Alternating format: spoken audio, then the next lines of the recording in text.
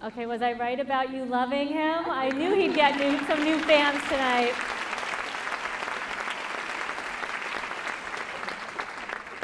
So if those of you who have been here before, you know we have a challenge success tradition where we always honor student voices and opinions at our conferences. That's why it's required that 2 students come on every school team, and why we have students here presenting tonight and every year. They are the ones who understand the issue of student stress and engagement best, and they must be included in the conversation on school change. We are so fortunate to have 2 dynamite high school seniors with us tonight. I'm going to bring out Darwin Mendez, who's a senior at George Washington High School in San Francisco, California.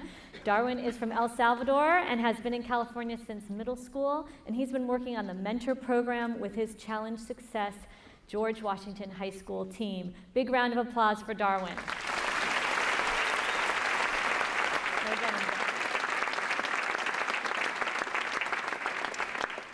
Wow. Did I tell you guys how amazing you guys look from here? Seriously, I'm not kidding. You guys look great.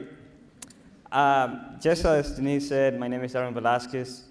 I'm a senior at George Washington High School. But before I start, I want to thank Amy Alomar and the rest of the Challenge Success team for giving me the opportunity to be here. And thank you, Ms. Lobren, for writing the check for my team to be here. She's the principal of Washington High School, so thank you. And my parents for signing the permission slip for me to be here too. Even though they're not here, they're home, but they will see the DVD later. So, wow. Let me test you guys. What's the topic for tonight? Isn't that great? I love that. Seriously. I will be the first one in my family who will go to college. That makes me really proud. Thank you.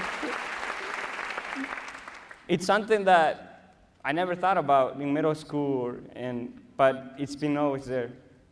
You know, and it's such a privilege for me to represent not just El Salvador, you know, my country, but also the minorities and any dreamers or students that have goals for the future.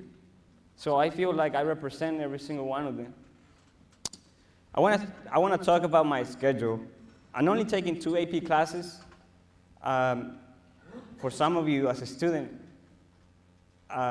you might say that's too little. Isn't that true? So, I mean, don't lie. Some of you take at least 4 or 5.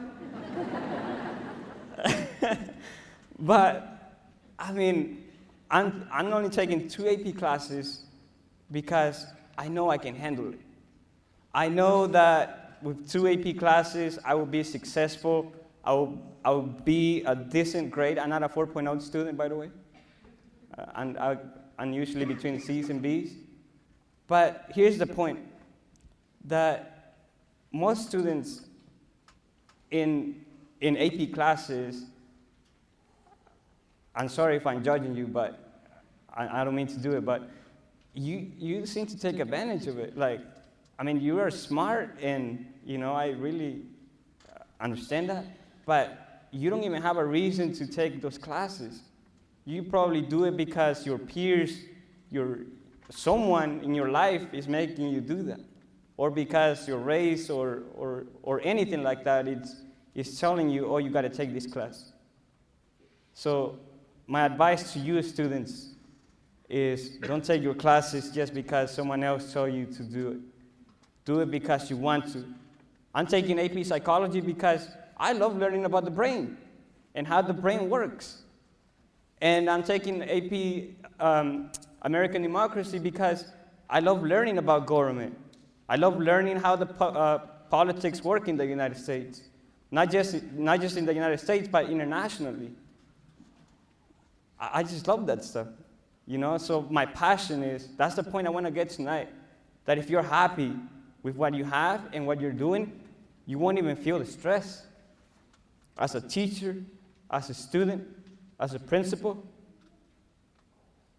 you name it. You won't even feel the stress if you're happy, if you're passionate about what you're doing. I want to talk to you about my disability. I was born with cataracts. And thank goodness I came to the United States 5 years ago, and I received a retina transplant, which made my vision a little bit better. I can read 24-point font, just to give you a general idea of how big the print has to be in order for me to read. So taking these 2 AP classes for me is a challenge because I have glaucoma too, so my eyes get irritated after reading continuously for 45 minutes. And so I'm telling you, it's not easy because I had to work as hard as I possibly can, and I had to go deep every night until like 11, 12. But then there's a point where I say, it's time to go to bed. You know, if you don't finish, you don't finish, right? I have an IEP, which I can use for as an excuse, but I don't use it. I don't need it because I challenge myself. So I challenge every single one of you tonight to keep working hard for your students, to keep working hard for your peers. As a teacher, thank you for being in the classroom and taking the time, especially if you're here. That means a lot to me and to the Challenge Success team. Seriously. Not a whole lot of teachers, not a whole lot of students would do that. And you're not even getting paid to be here, right? So, I want to thank you for that, for taking your time to be here and learn more about how to make your school more like a community and more like a fun place for students to be in. So I want to leave you with that. And I wanted to talk a little bit about my extracurricular activities. I run cross-country, track. I also do mock trial.